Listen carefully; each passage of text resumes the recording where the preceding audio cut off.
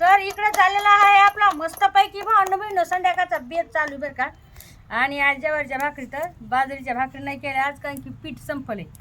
तर म्हणलं आता दळून आणायचंय, आता नंतर दळून आहे ना, तर म्हणलं आता जेवारीच्या भाकरी करावा. आणि खूप सारे ताई साहेब मला कमेंट टाकीत असतात की ताई तुम्ही भाकरी खूप छान करतात, ताई तुम्ही भाकरी खूप छान करतात.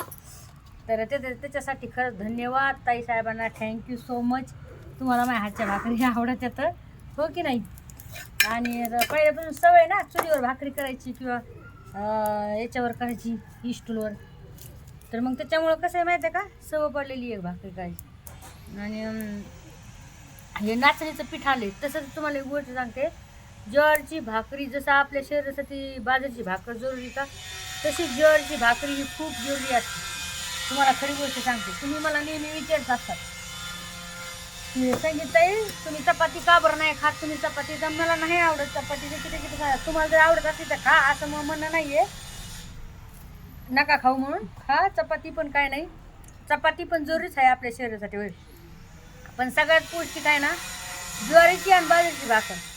तुमच्या मुलाला आहे ना, मुलांना तुमच्यावाल्या ज्वारीची आणि बाजरीच्या भाकरीची सवय राहू द्या, लावा त्यांना. दररोज त्यांना एक टायमाला का होईना अर्धी भाकर किंवा कोरभर भाकर द्यायची. म्हणजे ते खरी गोष्ट सांगायला, मी असे काही लेकरं बघितलेले तर की त्यांना ना आवडतच नाही अजिबात, ते खातच नाही ते याची भाकर, होते नाही ज्वारीची बाजरीची. तर नाही, आपल्या लेकराच्या शरीरासाठी चांगले आणि आपल्या लेकरासाठी पण चांगले ते. त्याच्यामुळं कसं आहे माहिती आहे का, ज्वारीची भाकर खाणं जरुरी. मी नाचणी आणली बरं का दळून भांडून, 1 किलो आणली, जास्त नाही.